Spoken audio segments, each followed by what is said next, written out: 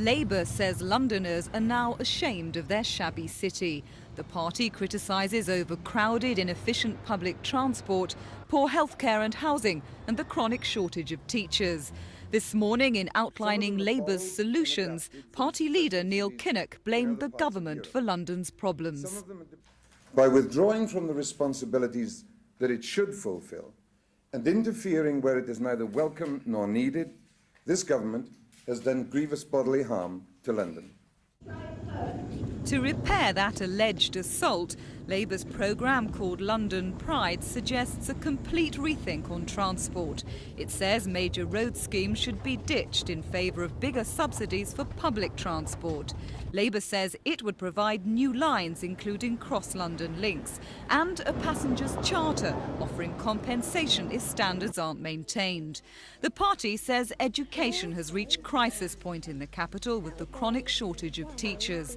It promises major investment in schools and colleges, a comprehensive training and recruitment drive for teachers, and action to repair crumbling buildings. On housing, Labour voices despair at the increasing number of homeless people in the capital. Its solutions include major council house building programmes, more tax relief for first-time buyers in the early years of their mortgage, and a campaign for affordable rents.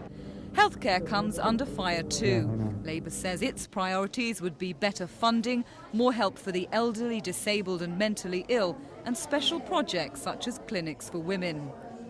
To prepare its plans, Labour looked abroad to compare facilities. Mr Kinnock says London clearly falls badly behind other European capitals.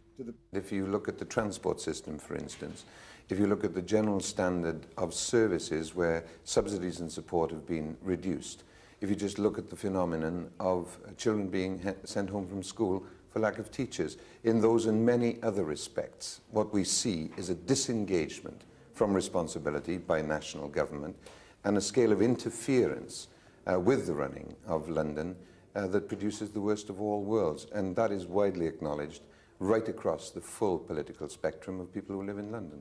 But bearing in mind that many of the London authorities are Labour-controlled, isn't this an indictment of their performance? They can only really do what they're permitted to do within the restraints on resources and given the mounting problems that are common amongst major cities right throughout Europe. The difference between London and its Labour authorities, and indeed its Conservative authorities, and cities that are comparable on the mainland of Europe, is that there is a partnership between local and national government that makes it possible to overcome the common problems.